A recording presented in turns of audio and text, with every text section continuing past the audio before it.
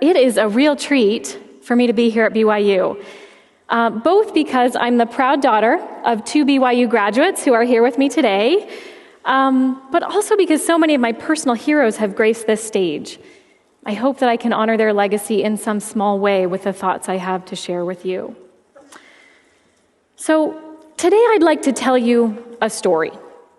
It's a story about American history, but very likely one that you've never heard before. It's a story about how we got here, into the multifaceted crisis facing our nation today. For nearly 50 years, across party lines and with only a few short interruptions, most Americans have said that our country is on the wrong track. A recent study by the Pew Research Center revealed that Americans are broadly pessimistic about our nation's prospects.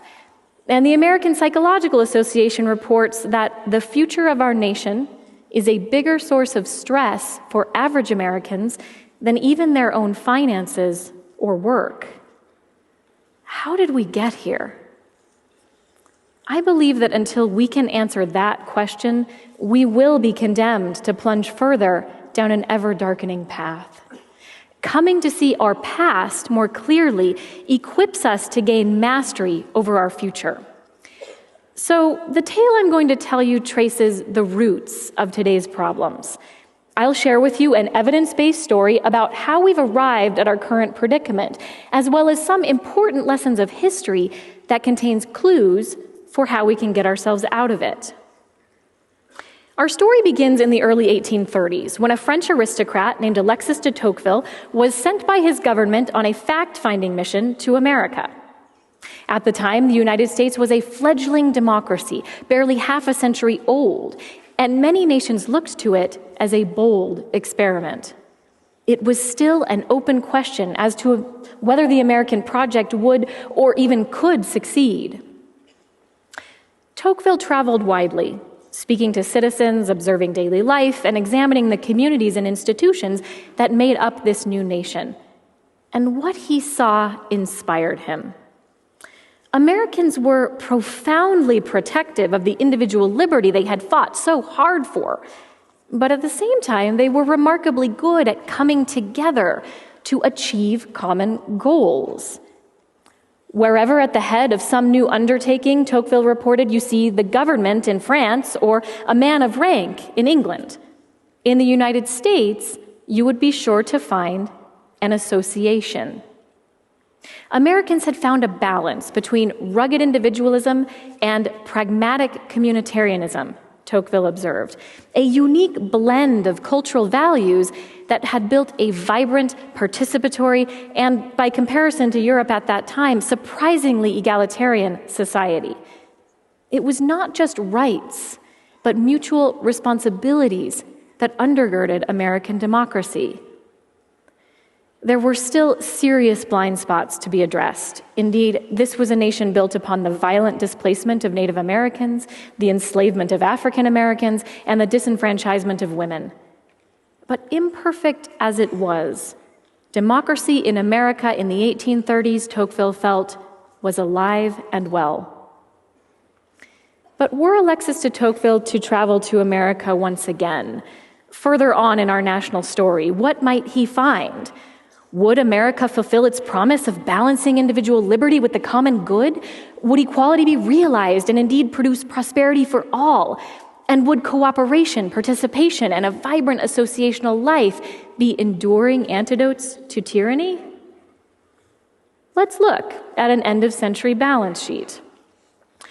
On the broad question of prosperity, things could hardly be better.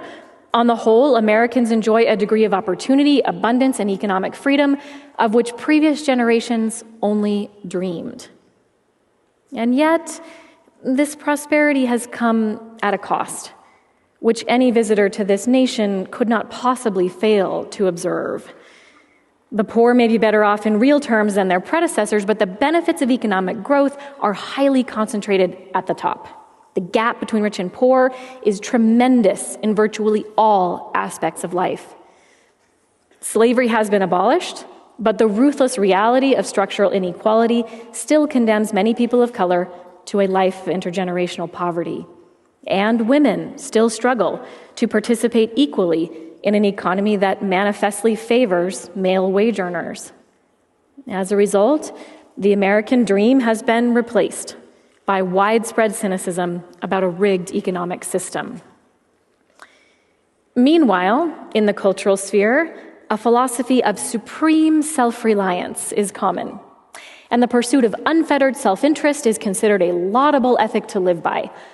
Indeed, many of the cultural icons that dominate the American imagination are extraordinarily narcissistic, embodying the idea that looking out for number one is the surest path to success. This drift toward self-centeredness in private life is matched in the public square. In politics, relentlessly promoting one group's interests at the expense of others has created a repeated failure of compromise in a nation more and more fragmented and more dominated by leaders who prove shrewdest at the game of divide and conquer. The result is a hobbled government as democratic institutions strain under the burden of polarization. In addition to this economic, cultural, and political malaise, social dislocation is also rising. Sweeping demographic and technological changes have disconnected and reconnected people in countless ways, rearranging identities and communities and unraveling a shared sense of belonging. Loneliness, isolation, and despair are on the rise as traditional social structures give way. Worried observers, as Tocqueville certainly would be, use words like oligarchy, plutocracy, and even tyranny to warn of the dangerous reemergence of overlapping political and economic power structures that America's founding was supposed to have banished. Still, others lament that the country is on the wrong track morally and culturally, noting that huge numbers of Americans seem to have stopped believing that we're all in this together. Does democracy in America, they wonder, stand on the verge of ruin? Though it would appear so in every way, the nation that I have just described is not today's America, but rather a historically accurate portrait of this country in another era, at the opening of the 20th century, just 50 years after Tocqueville wrote his stirring depiction of a thriving democracy. The United States in the 1880s and 1890s was startlingly similar to today. Inequality, political polarization, social dislocation, and cultural narcissism prevailed, all accompanied, as they are now, by unprecedented technological advances, prosperity, and material well-being. The parallels are indeed so striking that the foregoing description could have been given word for word about our nation today.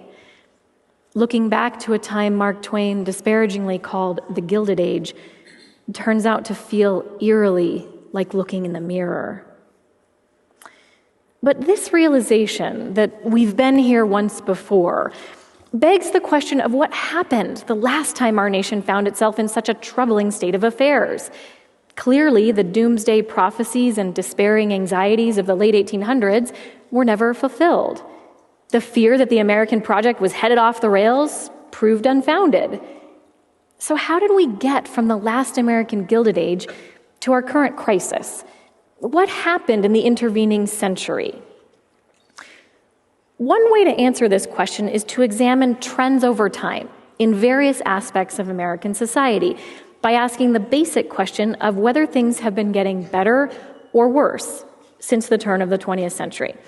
In other words, over the past 125 years since the last Gilded Age, has America been moving toward greater or lesser altruism and solidarity and cultural values, greater or lesser cohesion and association in social life, greater or lesser cooperation and compromise in politics, greater or lesser economic equality? When charting the answers to these four questions side by side, we see an unmistakable, even breathtaking pattern. In each unique case, culture, society, politics, and economics, the trend line looks like an inverted U. starting its long upward climb at roughly the same moment and then reversing to a downward descent within a remarkably similar time frame. Now, each of these trend lines represents scores of underlying measures of each different aspect of our society. Taken together, they show unambiguously that on the heels of the first American Gilded Age came more than 6 decades of imperfect but steady upward progress toward greater economic equality, more cooperation in the public square, a stronger social fabric, and a growing culture of solidarity. Throughout the first 2/3 of the 20th century, we actually narrowed the economic chasm born in the Gilded Age, making progress not only during the Great Depression and World War II, but for decades, both before and after. In that same period, we gradually overcame political polarization and learned to collaborate across party lines. We also steadily wove an ever stronger network of community and family ties, and our culture became more focused on our responsibilities to one another and less focused on our narrower self-interest. In short, America experienced a dramatic, multifaceted, and multi-decade upswing. By the time we arrived at the middle of the 20th century, the Gilded Age was a distant memory. America had been transformed into a more egalitarian, cooperative, cohesive, and altruistic nation. At this mid-century moment, our still segregated and still chauvinist society was far from perfect. But as the 1960s opened, we were increasingly attentive to our imperfections, especially in racial and gender terms. Our new president then described us as poised to tackle our challenges together. Ask not what your country can do for you, John F. Kennedy famously said, ask what you can do for your country. To Americans at that stage in our history, the argument that collective well-being was even more important than individual well-being was hardly countercultural. Over the first 6 decades of the 20th century, America had become demonstrably, indeed measurably, a more we society. But then, as this chart indicates, and as those who lived through that period know too well, in the mid-1960s, the decades-long upswing in our shared economic, political, and cultural life abruptly reversed direction. America suddenly found itself in the midst of a clear downturn. Between the mid-1960s and today, by scores of hard measures along multiple dimensions, we have been experiencing declining economic equality, the deterioration of compromise in the public square, a fraying social fabric, and a descent into cultural narcissism. As the 1960s moved into the 1970s, 80s, and beyond, we recreated the socioeconomic chasm of the Gilded Age at an accelerated pace. In that same period, we replaced cooperation with political polarization. We allowed our community and family ties to unravel. And our culture became far more focused on the individual and less interested in the common good. Since the 1950s, we have made important progress in expanding individual rights, but we have sharply regressed in our sense of shared responsibilities and community values. Over the past 5 decades, America has become demonstrably, indeed measurably, a more I society. Now, generally speaking, each of these trends in economics, society, politics, culture is recognized in the relevant scholarly literature, although they've largely been treated as separate phenomena. Rarely have scholars recognized the striking concurrence of so many different trends following the same course during the whole of the 20th century. And yet, when charted side by side as they are here, it's clear even to non-scholars that these are not 4 separate, unrelated phenomena. Indeed, the data here is so correlated that by using advanced methods of analysis, we can combine these 4 trends to reveal a single statistical phenomenon, one inverted U-curve that provides a scientifically validated summary of the past 125 years in America's story.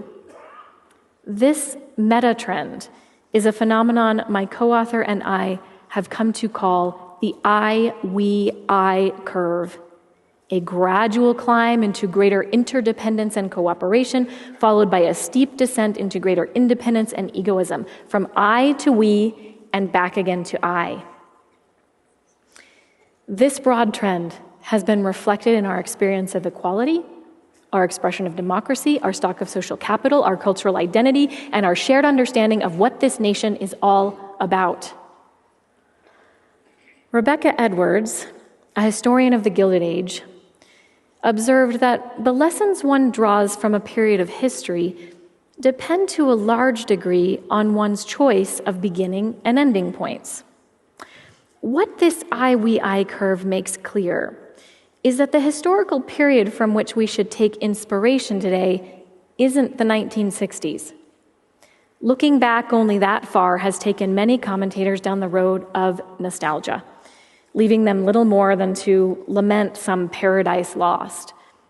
In other words, looking to the moment when the upswing ended turns out not to be very instructive.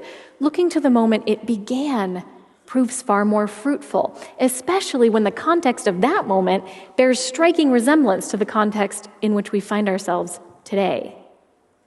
Thus, the lesson of America's I century is not that we should return nostalgically to some supposed peak of American greatness, but rather that we should take instruction and inspiration from a period of despair, much like our own, on the heels of which Americans successfully and measurably bent history in a more promising direction.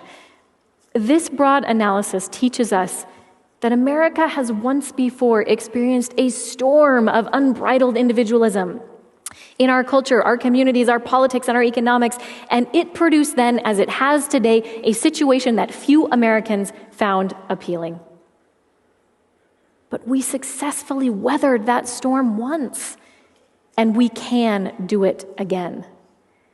Thus, if ever there were a historical moment whose hopeful lessons we need to learn, it's the moment when the first American Gilded Age turned into what historians call the Progressive Era, a moment which set in motion a sea change that helped us reclaim our nation's promise. So what are some of those lessons? How, in another dark moment in our nation's history, did our predecessors manage to turn things around?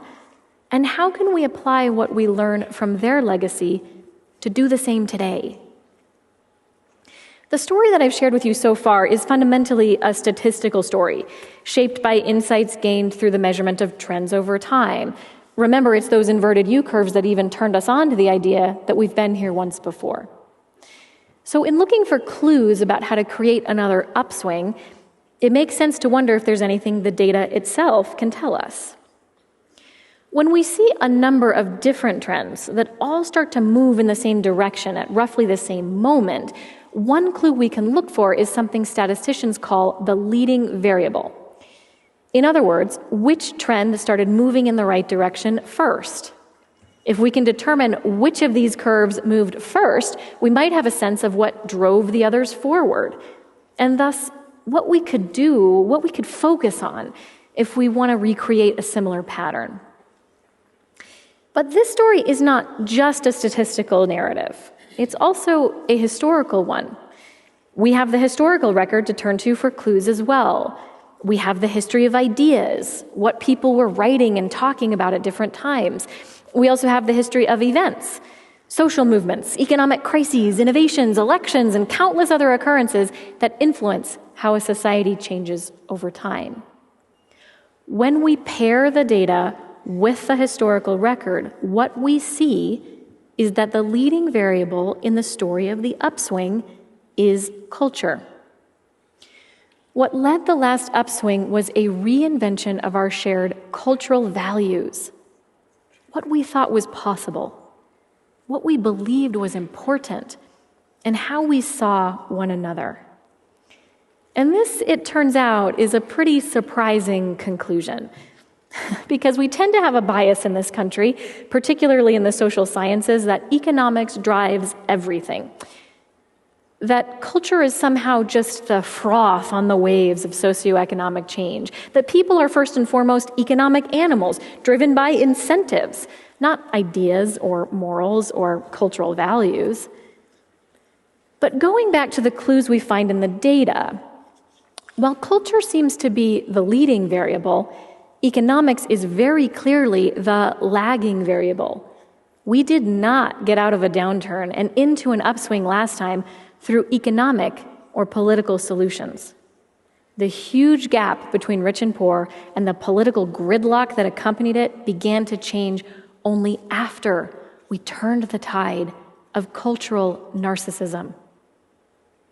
What that means is that in order to successfully solve our economic inequality and political polarization today, we need to start not in the halls of power, not with legislative or programmatic solutions, but instead in the places where our cultural beliefs and values are formed, the places we turn to for moral formation and meaning-making, the stories we tell ourselves about our past, present, and future, and the everyday interactions that shape how we see ourselves and one another. These are places of the heart, places of connection. This is where we can begin to move once again from a culture of I to a culture of we, a change in our shared values that has the potential to ripple out into every other aspect of our society. This is how we turned our last multifaceted crisis into a multi-decade upswing, and this is how we can reclaim our nation's promise once again.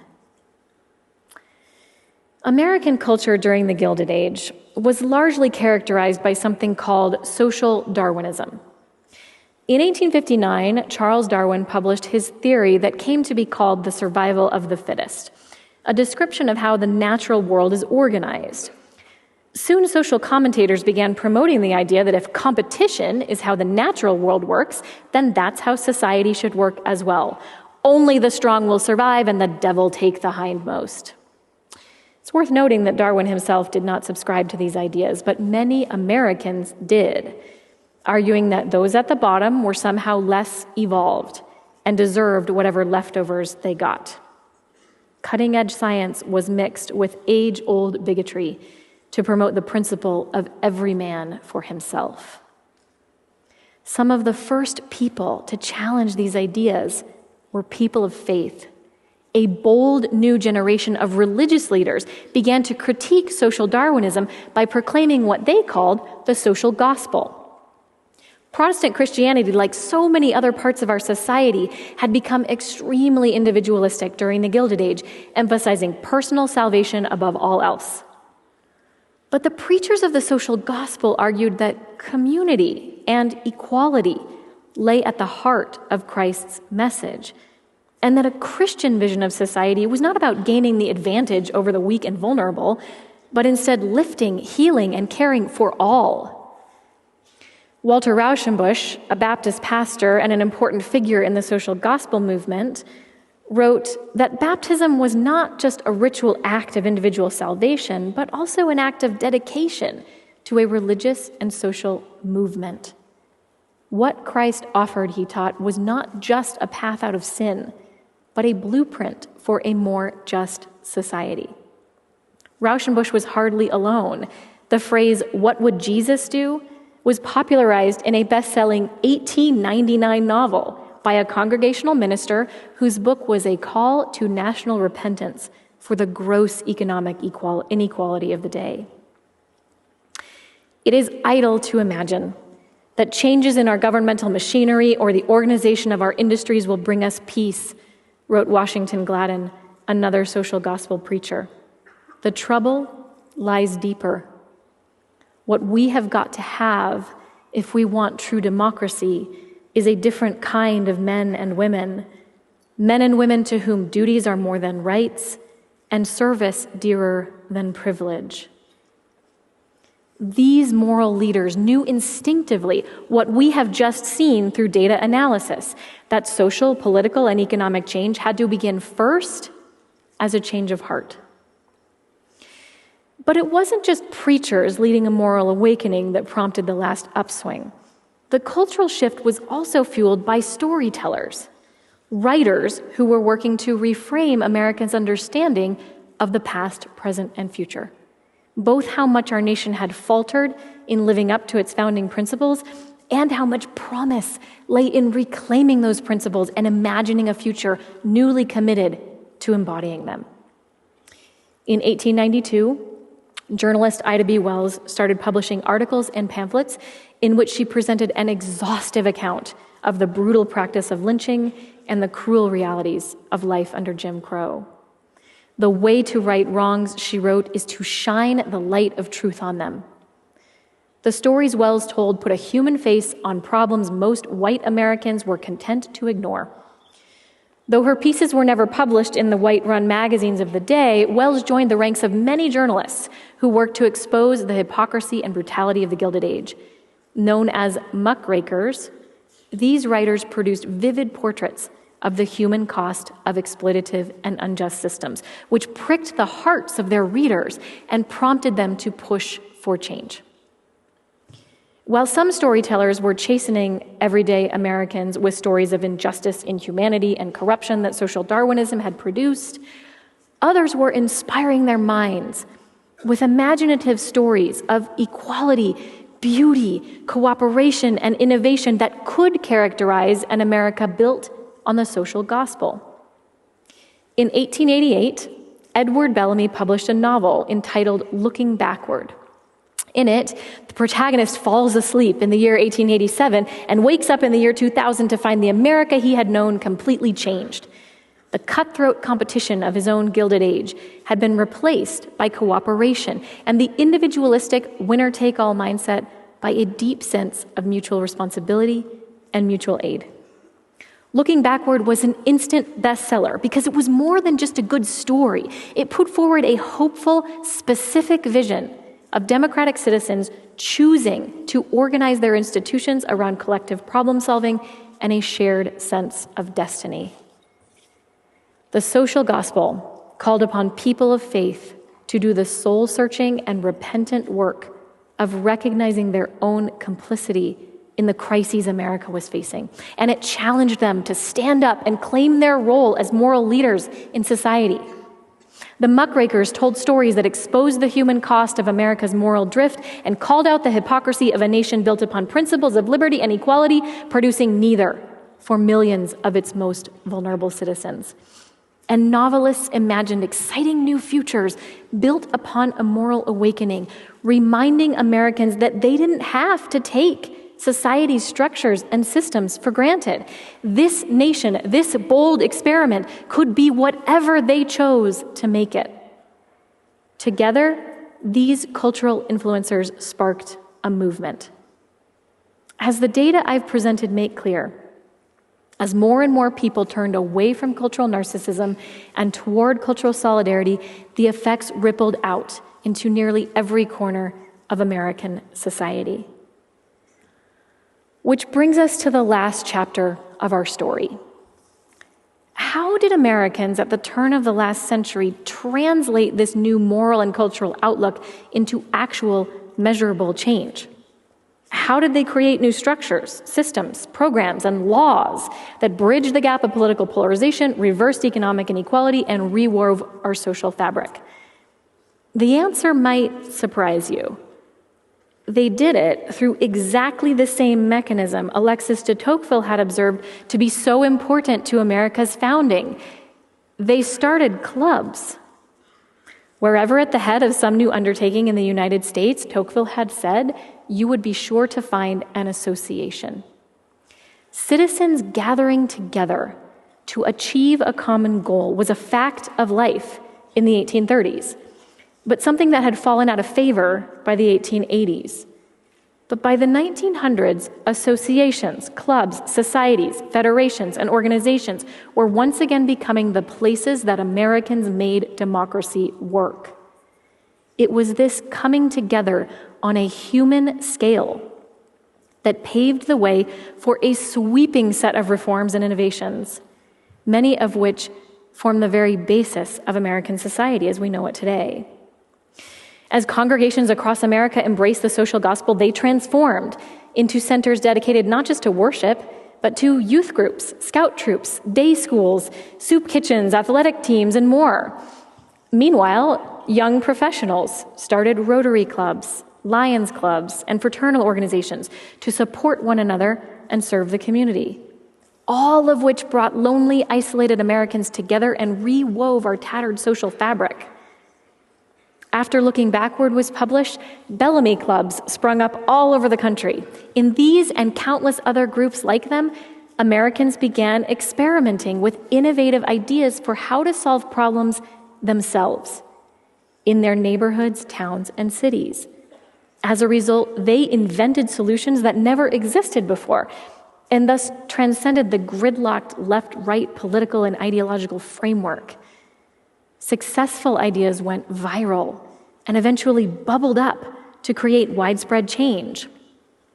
New forms of municipal administration, publicly owned utilities, food and drug regulations, consumer protections, and even free public high schools are just a few examples of the innovations created by everyday citizens tinkering in the laboratories of democracy. After reading the muckrakers' harrowing accounts of life in slums and factories, educated elites crossed the tracks into tenement districts and started settlement houses, places where rich and poor Americans could come together in shared community spaces.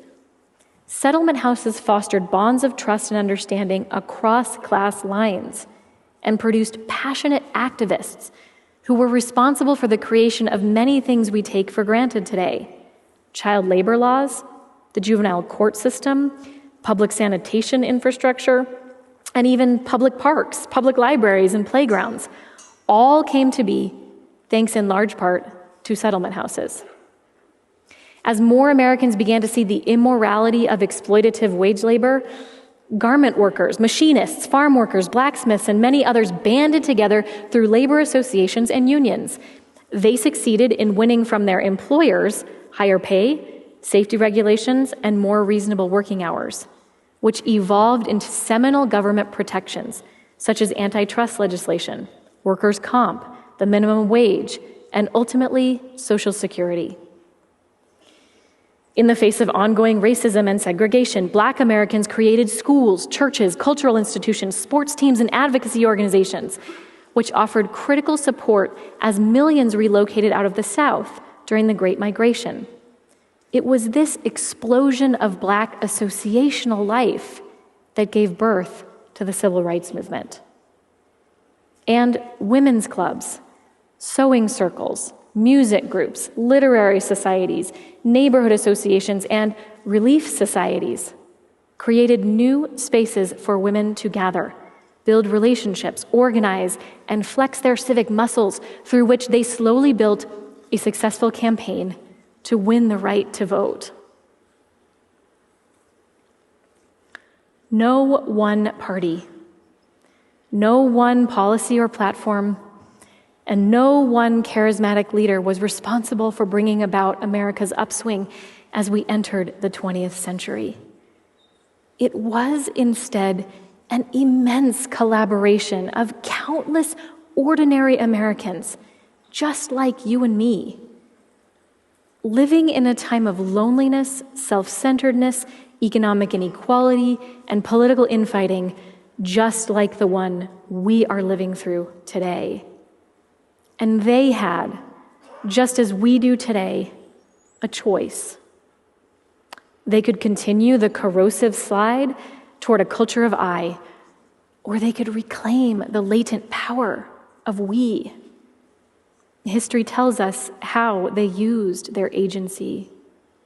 We are the inheritors of the democracy they saved. But we are also the inheritors of an unraveling, a backslide that has landed us right back where they started. And so the choice presents itself again.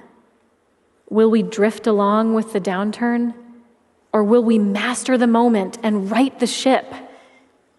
If we choose drift, the consequences will surely be disastrous. But if we choose mastery, we have the chance to reverse our course and write a whole new chapter in the American story. The conditions and specific challenges we face today, though often eerily familiar echoes of the past, are of course different in important ways from those faced by the Americans in the First Gilded Age.